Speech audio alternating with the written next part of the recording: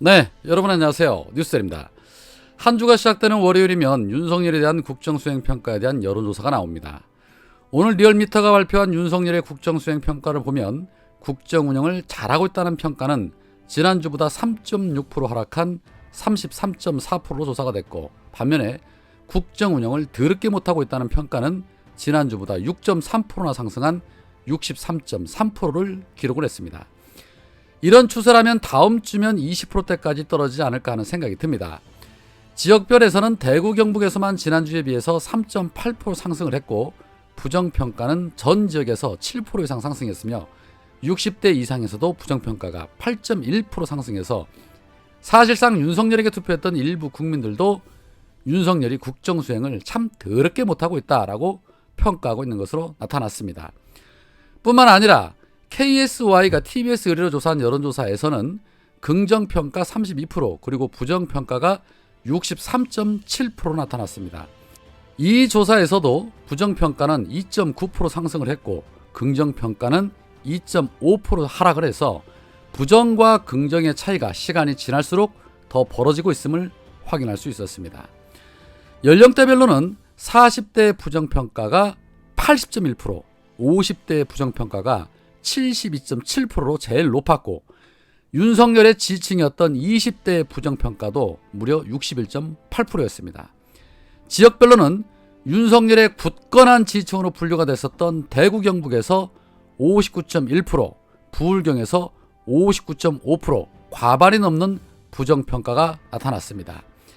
KSOI 조사에서는 전국적으로 윤석열이 못하고 있다는 평가가 압도적으로 높은 것으로 나타났습니다.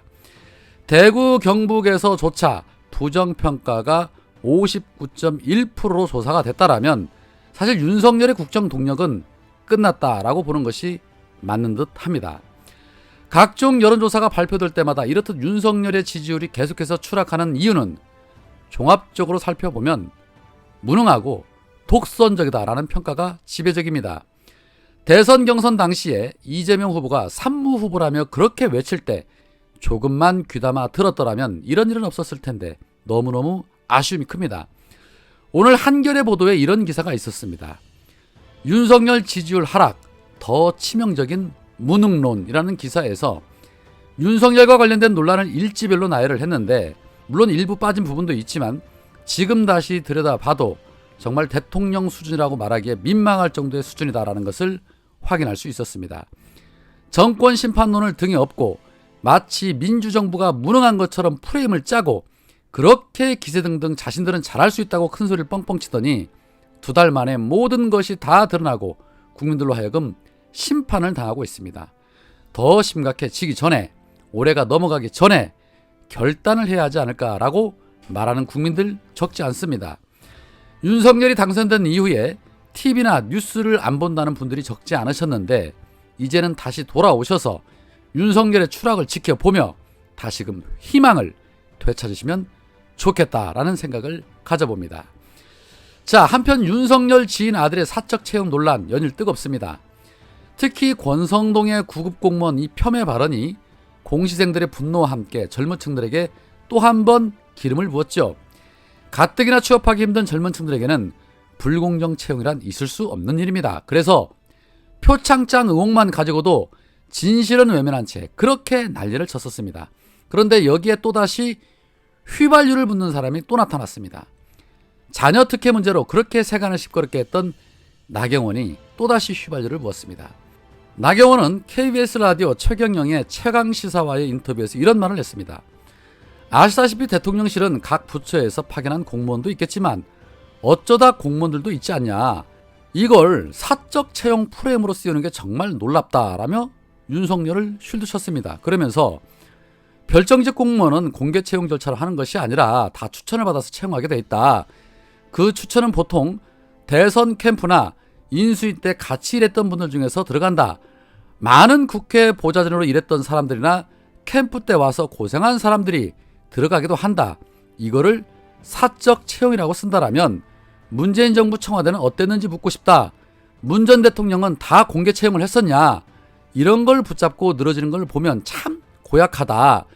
대통령실에서 일하는 사람들은 대한민국의 내밀한 사항들을 많이 다루니까 가장 믿을 수 있는 사람을 뽑는 게 가장 중요하다. 그들이 아무것도 안 했는데 갑자기 채용이 되거나 그들의 역량이 검증이 되지 않은 것과는 다르다라면서 문제될 것이 없다라고 목소리를 높였습니다. 역시나 이들의 DNA는 일반 국민들과는 다릅니다. 끝까지 남 탓하고 자신들은 잘못이 없다는 한결같은 소리를 하고 있습니다. 사적 채용도 능력을 봐서 추천을 받고 채용을 해야 이것이 공정한 것이지, 선거운동 도와주고 후원금 내주고 채용이 되면 그건 능력을 인정받은 것이 아니라 매간매직 아닙니까? 본인 자녀 문제에 대해서도 시정일관 내로남불의 전형을 보여주더니 역시나 자기네들 사이에서 이 정도는 문제될 것 없다고 떠드는 나경원. 그러니까 김건희 팬클럽 회장한테까지도 조롱을 당하시는 겁니다. 나나땡, 나경원이 나설수록 땡큐입니다. 계속 그렇게 국민들 정서와 반대되는 입장 내놓으시기 바랍니다.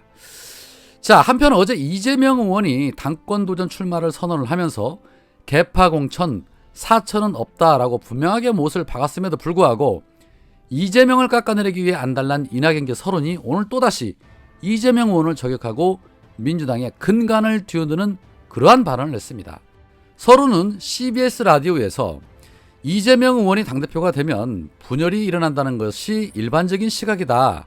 친명, 반명 중에 반명에 속하는 사람이 더 많다. 그 분열이 심화될 것인데 총선을 어떻게 치르겠느냐. 총선에 실패하게 되면 대통령 선거도 실패할 것이다. 공천 학살은 없다고 했지만 결과는 그렇게 안 나올 가능성이 매우 강하다. 이재명 의원을 지지하는 이른바 개딸들이 주장하는 걸 보면 학살 수준이 아니라 수박들은 다 박살내야 한다는 시각으로 개파 공천을 넘어 자기 마음대로 하겠다는 의지가 배어있다라고 말했습니다. 서른은 어제도 분명히 폭주기관차를 막아서기 위해 출마하겠다라고 말했습니다. 서른의 이런 행태들은 바짝 쫄은 것입니다. 자신들이 해놓은 짓을 본인들 스스로가 너무나도 잘 알고 있기 때문인 것이죠. 그러게 왜 그렇게 내부 총질을 넘어서서 해서는 안 될 짓까지 했습니까? 대장동으로 장사하다가 결국에는 이재명 후보에게 미안하다고 사과한 사람이 바로 당신 아닙니까? 행여나 이재명이 되면 뭐라도 한 자리 얻어볼까 했는데 패하니까 다시 등 돌려서 공격하는 자들이 공천을 받으려고 생각하고 있었다니 정말 놀라울 따름입니다. 공천 못 받을 것 같으니 이제는 이재명이 되면 분당이 될 거라고 당내 분란을 조장을 합니다. 알아서들 나가시면 되겠습니다. 베리베리 땡큐지요. 민주당의 지지자들과 당원들은 그런 날이 빨리 오기를 기다릴 뿐입니다. 이재명의 민주당에는 엄중하거나 개혁에 물러서는 자들, 그대들 같은 사람들이 없어야 국민들로 사랑받는 정당이 될 테니까요. 안 그렇습니까?